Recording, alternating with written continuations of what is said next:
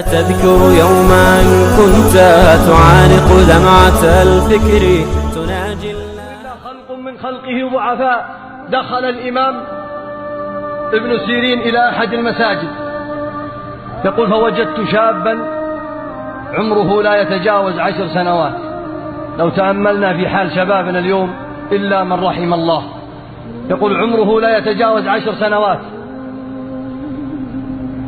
واقفا يصلي وكأنه جذع نخلة من شدة خشوعه.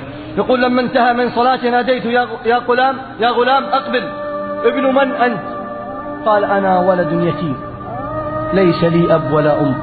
قال: أترضى إمام من أئمة المسلمين، قال: أترضى أن أكون لك أب وأن أقوم بشؤونك؟ قال: أوافق. تأملوا، 10 سنوات ويتيم. قال: أوافق ولكن ب5 شروط. يا الله! فتعجب الإمام، قال: وما هي شروط؟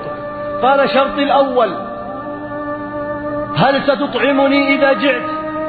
قال: أطعمك حتى تشبع. قال: شرطي الثاني: هل ستسقيني إذا عطشت؟ قال: أسقيك حتى ترتوي. قال: شرطي الثالث: هل ستكسيني إذا عريت؟ قال: أكسيك بأجمل الثياب.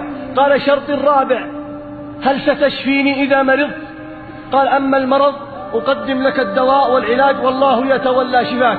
قال: شرطي الخامس: هل ستحييني إذا مت؟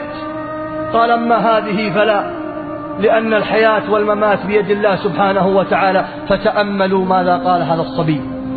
قال: يا رجل، يا هذا، ما دمت لا تستطيع أن تشفيني إذا مرضت وأن تحييني إذا مت، إذن اتركني. قال: ولمن أتركه؟ قال: اتركني للذي خلقني فهو يهدين، والذي هو يطعمني ويسقين، وإذا مرضت فهو يشفين، والذي يميتني ثم يحيين. فقال الإمام: لا إله إلا الله.